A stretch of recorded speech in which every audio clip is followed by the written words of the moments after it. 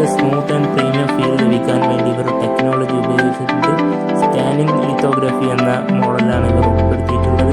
ഈ complete and attractive ഡിസൈനിലേക്ക് പോവുകയാണെങ്കിൽ S300 FE പോലെ തന്നെയാണ് ഇതിൻ്റെ ലുക്ക് എന്നതാണ് പറഞ്ഞിട്ടുള്ളത്.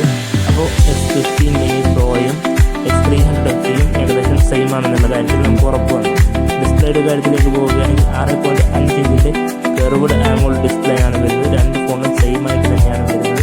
പ്രൊസസ്സർ നോക്കുകയാണെങ്കിൽ സ്നാപ്ഡ്രാഗൺ 8 Gen 5 ചിപ്സെറ്റാണ് വരുന്നത്. കൺഫേം ആയ കാര്യമാണ്. LPDDR 5 RAM plus UFS 4.2 storage വേരിയന്റുമാണ് വരുന്നത്. ക്യാമറ റിയർ ആൻഡ് ഫ്രണ്ടിലേക്ക് പോവുകയാണെങ്കിൽ റിയർ ക്യാമറ വരുന്നത് 50 MP flash level mini sensor ആണ് വരുന്നത്. അതായത് OS സപ്പോർട്ടോട് കൂടിയുള്ള ക്യാമറയാണ് വരുന്നത്. 12 MP ടെലിഫോട്ടോ ലെൻസ് വരുന്നുണ്ട്. 50 MP അൾട്രാ വൈഡ് ആംഗിൾ ലെൻസുമാണ് വരുന്നത്. ഫ്രണ്ട് ക്യാമറയുടെ കാര്യത്തിലേക്ക് പോവുകയാണെങ്കിൽ 50 MPയുടെ ഔട്ടോ ഫോക്കസ് സെൽഫി ക്യാമറയാണ് നൽകിയിരിക്കുന്നത്. ബാറ്ററി ആൻഡ് ചാർജിങ്ങിലേക്ക് പോവുകയാണെങ്കിൽ 4600 mAh battery plus 80 what fast charging ആണ് ഈ ഫോണിൽ വരുന്നത്.